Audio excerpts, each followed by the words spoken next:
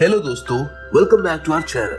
हमारी आज की मूवी फ्रांसिस फोर्ड कोपोला के द्वारा प्रोड्यूस की गई एक एपिक साइंस फिक्शन ड्रामा है, जिसमें डायरेक्टर ने 21st सेंचुरी के न्यूयॉर्क सिटी को एंशिएंट रोमन वर्ल्ड से कोरिलेटेड बताया है।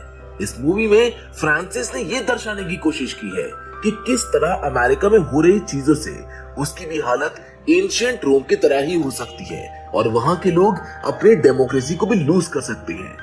ये फिल्म काफी इंटरेस्टिंग है, इसीलिए अब टाइम और वेस्ट ना करते हुए चलिए स्टार्ट करते हैं आज इस कहानी को।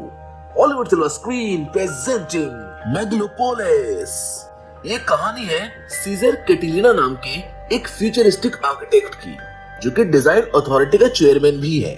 उसके पास है एक खास मैजिक पावर जिसकी मदद से वो टाइम को रोक सकता है। सीजर एक बहुत ही टैलेंटेड बंदा है जिसने मेगलन नाम के एक मटेरियल को इन्वेंट किया है, जिसके लिए उसे नोबेल प्राइज भी मिला है।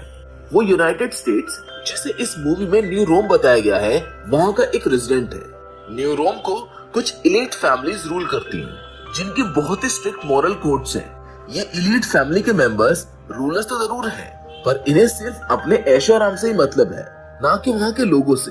सीजर भी इसी तरह की एक फैमिली से आता है, जो कि लोगों के बीच काफी पॉपुलर है। सीजर अपने द्वारा इन्वेंट की गई मेगलन से रोम को नए तरह से कंस्ट्रक्ट करना चाहता है। मूवी की शुरुआत में हम सीजर को एक बड़ी बिल्डिंग के टॉप फ्लोर पर खड़ा हुआ देखते हैं, जहाँ से वो नीचे कूदने की कोशिश कर रहा होता है, पर तभी वो अचानक से टाइम को रोक देता है, जिससे सभी चीजें फ्रीज हो जाती हैं। कुछ देर के बाद वो सभी चीजों को वापस से नॉर्मलाइज कर देता है। यहाँ से सीन एक बार में शिफ्ट होता है, जहाँ बहुत से लोग ड्रग्स और अल्कोहल में डूबे हुए होते हैं।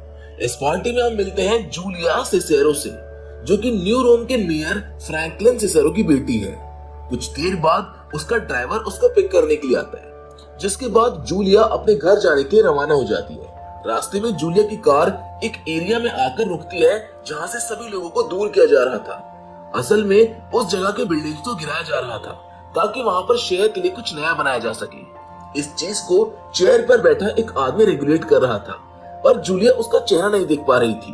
कुछ देर के बाद वो बिल्डिंग कोलैप्स होने लगती है, पर तभी जूलिया नोटिस करती है कि सभी चीजें फ्रीज हो गई हैं, जिसके तुरंत बाद सब वहाँ पे नॉर्मल हो जाता है। असल में जूलिया ही एक ऐसे इंसान थी जो कि सीजर के मैजिक से फ्रीज नहीं होती थी। इन सब के बाद जूलिया वापस अपने घर चली जाती है, जिसके कुछ दिनों बाद सीजर अपने मेगलन से रोम को रिक्रिएट करने का विजन दुनिया के सामने लाने की कोशिश करता है, मगर मेयर फ्रैंकलिन को उसके आइडियाज कुछ खास पसंद नहीं थे, जिसकी वजह से वो दोनों आपस में एक दूसरे के बड़े राइवल्स थे। इसी तरह एक पार्टी में मेयर फ्रैंकलिन सिसेरो और सीजर न्यू रोम को रिकंस्ट्रक्ट करने का अपना विजन शेयर करते हैं। मेयर और उसके लोग एक फन कैसीनो खोलने की बात करते हैं, जहाँ बहुत से न्यू इलेक्ट्रॉनिक गेमिंग डिवाइसेस भी होंगे और बहुत सी मॉडर्न टेक्स होगी। लेकिन तभी वहाँ पर सीजर की एंट्री होती है, जिससे सभी बहुत एक्साइटेड हो जाते हैं। सीजर बताता है कि क्योंकि वो डिजाइनर अथॉरिटी का चेयरमैन है, इसलिए वो जगह जहाँ मेयर कैसीनो खोलने की बात कर रहे हैं वो उसके अंडर में आती है। वो चाहता है कि वहाँ पर मेगलन की मदद से कुछ अनोखा बनाया जाए, जिस पर मेयर उसका बहुत मजाक बनाते हैं और उसे कहते हैं कि लोगों को सपने नहीं, पैसे, काम और नौकरी की जरूरत है, जिस पर सीजर उनसे बहस करते हुए उनको स्लम लॉर्ड कहकर बुलाता है, जिससे मेयर बहुत ज्यादा गुस्सा हो जाते हैं। वो सीजर पर उसकी वाइफ को मार डालने का भी इल्जाम लगाते हैं, जिसकी बॉडी आज तक नहीं मिली है, और इसी के साथ माहौल वहाँ का बहुत गर्म हो जाता है। मेयर के लोग उसको वहाँ से ले जाते हैं।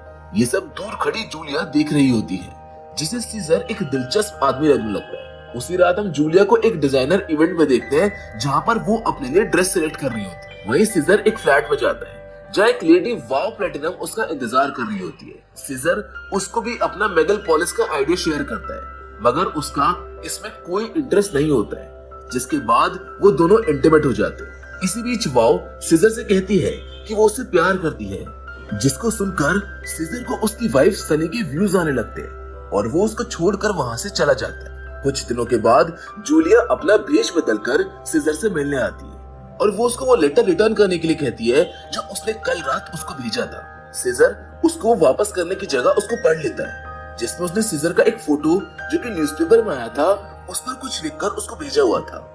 जूलिया को देखकर सीजर उसको पहचान जाता है, जिसके बाद जूलिया और सीजर आपस में बहुत सी बातें करते हैं। वो दोनों आपस में अपने व्यू शेयर करते हैं जूलिया को सीजर की पर्सनालिटी काफी पसंद आती है और वो उसमें काफी इंटरेस्ट शो करती है।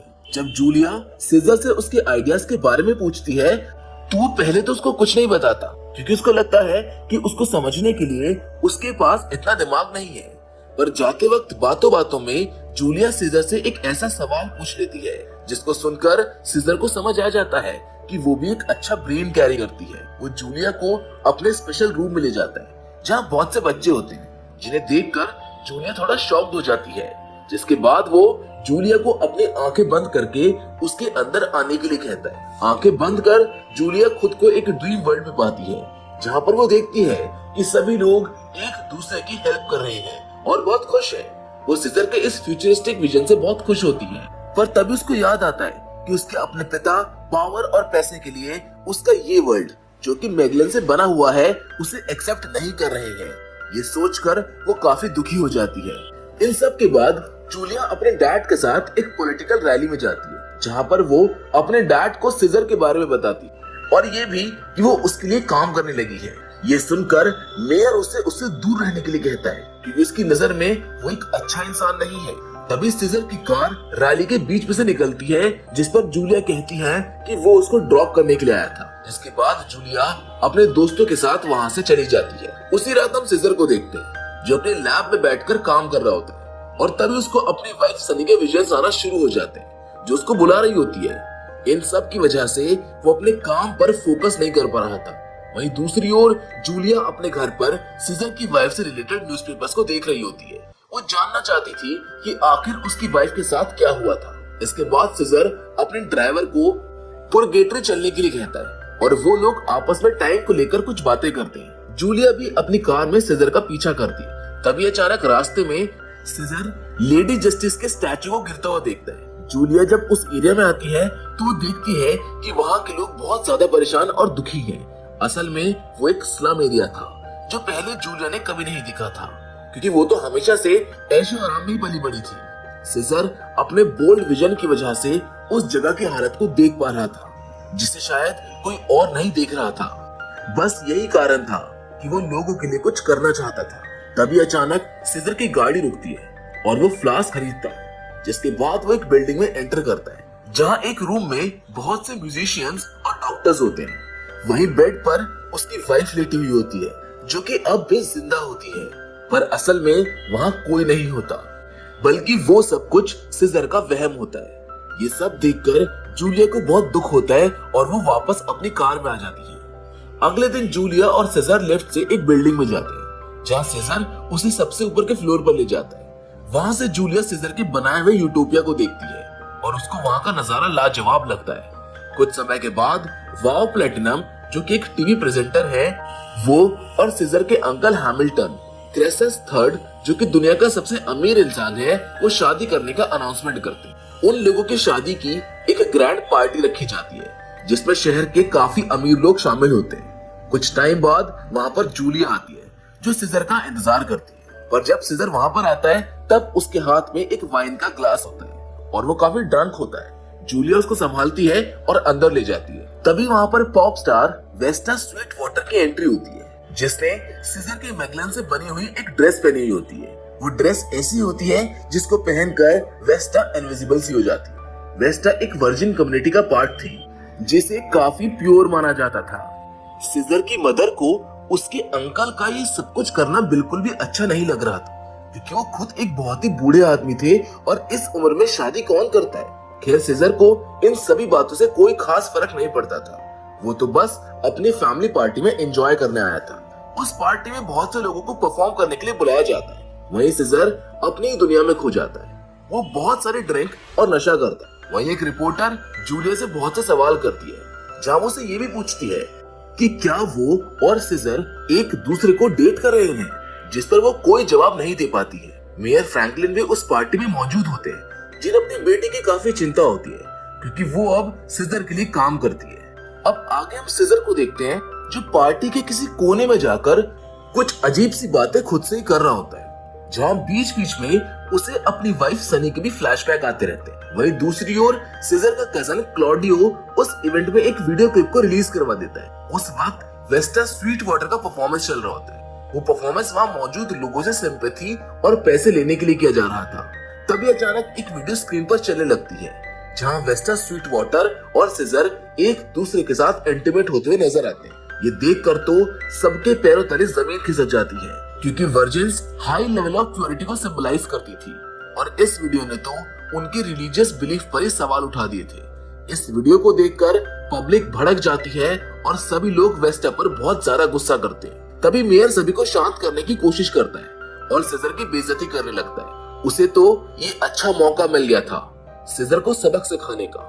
मेयर सीजर को उसी वक्त अपनी पोस्ट से रिजाइन करने के लिए कहता है और उसके सपोर्टर्स वेस्टा के स्टेज की जगह पर कब्जा कर लेते हैं। वहीं सीजर इन सभी बातों से अनजान अपनी दुनिया में ही खोया होता है। वो धीरे धीरे पागलों की तरह बिहेव करने लगता है। उसने जरूरत से ज्यादा ड्रग कंज्यूम किया होता है, जिसकी वजह से उसका माइंड अब उससे कंट्रोल में नहीं होता। जूलिया उसकी मदद करती है और उसे कार से लेकर वहां से जा रही होती है कि तभी पुलिस वहां पर आ जाती है, जो उसे एक माइनर के साथ इंटीमेट होने के लिए पकड़ लेती है और उसे कस्टडी में ले लिया जाता है।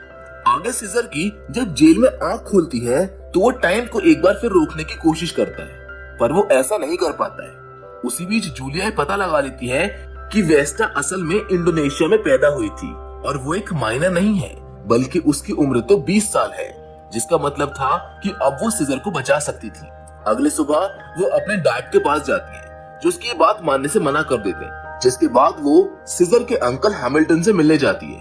मगर वहाँ पर उसकी वाइफ वाव प्लैटिनम उससे मिलने नहीं देती है और उसको वहाँ से निकाल देती है। जिसके बाद जूलिया ये न्यूज रिपोर्टर के थ्रू मीडिया में अनाउंस करवा देती है और इसी के साथ सीजर और उसकी रेपुटेशन बच जाती है। कुछ दिनों के बाद जूलिया सीजर से मिलने जाती है, जो अपने बिल्डिंग पर बैठा हुआ होता है। वो काफी दुखी होता है क्योंकि उसने अपनी पावर खो दी थी, पर जूलिया उसको याद दिलाती है कि आर्टिस्ट कभी अपनी पावर नहीं खो सकते। जिसके बाद वो अपना हाथ पकड़कर उसे टाइम रोकने के लिए कहती है और जब सीजर ऐसा करता है तो वो एक बार फिर से टाइम को रोकने में कामयाब हो जाता है, जिससे वो बहुत खुश होता है और जूलिया को पैशनेटली किस करने लगता है। उसी रात मेयर फ्रैंकलिन को एक ऐसा सपना आता है जिसे देखकर वो बेहद घबरा जाता है। इसके बाद से अब जूलिया और सीजर आपस में डेट करने लग जाते हैं। वो लोग पूरी दुनिया में मैगलन का जादू दिखाने लगते हैं। वो मिलकर सारा दिन अपने लैब में काम किया करते थे, जिसमें उन्हें एक बड़ी जीत हासिल हो रही थी।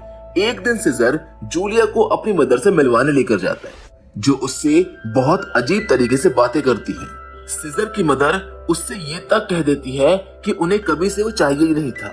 उससे पूछती है कि जब उसको नोबेल प्राइज मिला था तो उसने उन्हें कहीं पर भी मेंशन क्यों नहीं किया, जिस पर सीजर कहता है कि वो भूल गया। मगर उसकी मदर उसकी अपॉलजी एक्सेप्ट नहीं करती है। इन सब के बाद जूलिया सीजर का मन बहलाती है और वो दोनों एक अच्छा टाइम स्पेंड करते हैं। एक रात मेयर का एक फ्रेंड उससे मिलने आता है, जो उसे जूलिया और सीजर के रिलेशनशिप के बारे में पूछता है, जिस पर मेयर कहता है कि वो बस आपस में ऑफिशियल फ्रेंड्स हैं और कुछ नहीं है। कुछ समय के बाद एक सैटेलाइट रूम में आकर गिरता है, जिससे बहुत से लोग उस हादसे में मारे जाते हैं। सीजर अपना काम करता रहता है और अब वो अपनी हर चीज की इंस्पिरेशन लव को बताता है। वो दिन रात मेहनत करता है वो वर्क्स बनाने के लिए जिसकी उसने कल्पना की है। वो अपने बहुत से मॉडल्स में सक्सीड भी हो जाता है और इसी के साथ वो पूरे शहर का एक मैप रेडी करता है। जूलिया उसके द्वारा एक्सपीरियंस किया गया सारा पेन महसूस कर सकती थी, क्योंकि उसका विजन भी सीजर के विजन के जैसा ही क्लियर था। वो उसे बहुत सपोर्ट करती है और हर वक्त उसका साथ निभाती है। तभी एक दिन जूलिया सीजर को बताती है कि वो प्रेग्नेंट है, जिस पर सीजर बहुत खुश होता है और उसे शादी के लिए प्रपोज करता है। जिसके बाद वो मेयर फ्रैंकलिन और उसकी वाइफ यानी कि जूलिया के पेरेंट्स को अपने घर इनवाइट करता है। मेयर और सीजर कार्ड्स खेलते वक्त भी आपस में लड़ने लग जाते हैं कि तभी जूलिया सभी को बताती है कि वो प्रेग्नेंट है, जिसको सुनकर मेयर फ्रैंकलिन को बहुत गुस्सा आता है और वो वहां से उठकर चले जाते हैं। इन सब के बाद जूलिया काफी परेशान हो जाती है। वो अपने पिता का इस तरह दिल नहीं तोड़ सकती थी, इसीलिए अब सीजर के साथ उसका रहना और भी मुश्किल हो रहा था। कुछ दिनों बाद मेयर फ्रैंकलिन खुद सीजर से मिलने आते हैं, जहाँ पर वो अपने साथ एक कन्फेशन लेटर लाते हैं, जिसमें उसमें ये लिखा होता है कि सीजर की वाइफ एक्चुअल में डेड है और इसके साथ वो हमेशा के लिए सीजर का सपोर्ट करने का भी वादा करता है, जिसके बदले में वो सिर्फ अपनी बेटी को वापस पाना चाहता था। जब सीजर कोई जवाब नहीं देता है तो मेयर उसको 3 दिन तक सोचने का टाइम देता है और वहां से चला जाता है। कुछ दिनों के बाद सीजर वाव प्लैटिनम से मिलता है, जो उसे वापस से डेट करने का ऑफर देती है, पर सीजर उसको मना कर देता है। एक रात जब सीजर अपने कंस्ट्रक्शन साइट पर काम कर रहा होता है, तभी वहाँ पार्किंग को लेकर एक आदमी लड़ाई करने लगता है, जिसके बाद सीजर अपनी कार में बैठकर घर जाने लगता है। इसी बीच जूलिया भी उसको दूर से देख रही होती है, जो उसको हेलो बोलने के लिए उसके पास आने वाली होती है कि तभी एक बच्चा सीजर से कुछ बातें करने लगता है और अचानक वो उसे फेस पर शूट करके वहां से भाग जाता है। ये सब देखकर जूलिया बहुत ही ज्यादा घबरा जाती है। वो सीजर को तुरंत अस्पताल लेकर जाती है, जिसके बाद वो लोग मैगलन की मदद से उसका ट्रीटमेंट करने लगते हैं। असल में ये गोली भी सीजर के कजन क्लॉडियो ने चलवाई होती है। जूलिया हर वक्त सीजर के साथ ही रहती है और उसकी मदद करने की हर पॉसिबल कोशिश करती है। इसी बीच सीजर भी अपने माइंड में कई तरह के थॉट से लड़ता रहता है। कुछ दिनों बाद ठीक होकर जब सीजर अंकल हैमिल्टन से मिल जाता है, तो उस वक्त भी वाव उसको अपने साथ आने का ऑफर देती है, लेकिन सीजर उसको मना कर देता है। जिसके बाद वो अपने अंकल से पूछता है कि आखिर उसके सभी अकाउंट्स फ्रीज कैसे हो गए, जिस पर वो उसको कहते हैं कि शायद कुछ प्रॉब्लम होगी। असल में वो सारे अकाउंट्स वाव ने सीज करवाए थे, क्योंकि अब वो अपनी दौलत किसी के साथ बांटना नहीं चाहती थी। उसके बाद सीजर अपने अंकल को ध्यान रखने के लिए बोलकर वहां से चला जाता है, जिसके कुछ दिनों के बाद वाव प्लैटिनम क्लॉडियो से मिलने जाती है, जहां वो उसके साथ इंटीमेट होकर उसे हैमिल्टन के साथ एक गेम खेलने के लिए कहती है, जिसके चलते क्लॉडियो अंकल हैमिल्टन से धोखे से उनके साइन एक डॉक्यूमेंट पर ले लेता है और खुद चेयरमैन बन जाता है। जहां आगे हम देखते हैं कि मैगलन की मदद से सीजर का फेस बिल्कुल ठीक हो गया है। उसके बाद वो और जूलिया शादी भी कर लेते हैं, जिसके कुछ समय बाद रोम के कुछ रेबेलियस लोग पूरे अमेरिका पर हमला बोल देते हैं, जिसमें वो सीजर, मेयर फ्रैंकलिन दोनों को ही जान से मारने की कोशिश करते हैं। इन सब से बचने के लिए मेयर फ्रैंकलिन को कुछ टाइम के लिए अंडरग्राउंड होना पड़ता है, जहाँ जूलिया भी उनके साथ होती है और अब उसकी गोद में उसका एक छोटा बच्चा भी होता है।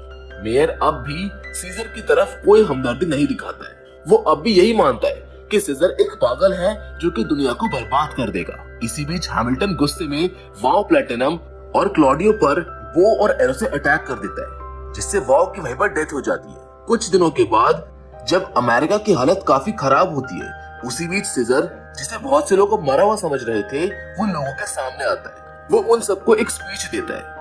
सीजर की बातें इतनी मोटिवेटिंग होती है कि कोई भी उस वक्त श्योर नहीं कर पा रहा था। सीजर का फ्यूचर को लेकर विजन इतना क्लियर था कि सभी लोगों को उसकी बातें सही लग रही थी। उसी वक्त मेयर फ्रैंकलिन भी स्पीच दे रहे होते हैं, लेकिन सीजर की स्पीच सुनने के लिए लोग उसकी स्पीच को बीच में ही रोक देते हैं। इसके साथ जूलिया, मेयर फ्रैंकलिन और सभी अमेरिका के लोग फाइनली सीजर के प्रोजेक्ट को अपना लेते हैं, जो अब सब मिलकर मेगालोपोलिस के वर्ल्ड में कदम रखते हैं। जिसके बाद हमें मूवी के फाइनल सीन में सभी को साथ न्यू ईयर सेलिब्रेट करते हुए दिखाया जाता है। इसके साथ ये फिल्म यहीं पर खत्म हो जाती है। मैं उम्मीद करता हूँ कि ये कहानी आपको पसंद आई होगी। ये फिल्म एक सच में ऐसा विजन लेकर आती है जो सच में यूटोपिया क्रिएट करना चाहती है। यूटोपिया यानी कि राम राज्य, जिसकी शायद आज हमारी दुनिया को बहुत जरूरत है। इस पर आपकी क्या राय है, आप हमको कमेंट करके जरूर बताइएगा। बाकी फिलहाल आज की इस वीडियो में तो बस इतना ही, लेकिन हम फिर से जरूर मिलेंगे, और वो भी एक और नई इंटरेस्टिंग कहानी के साथ। पर हमेशा की तरह तब तक के लिए धन्यवाद।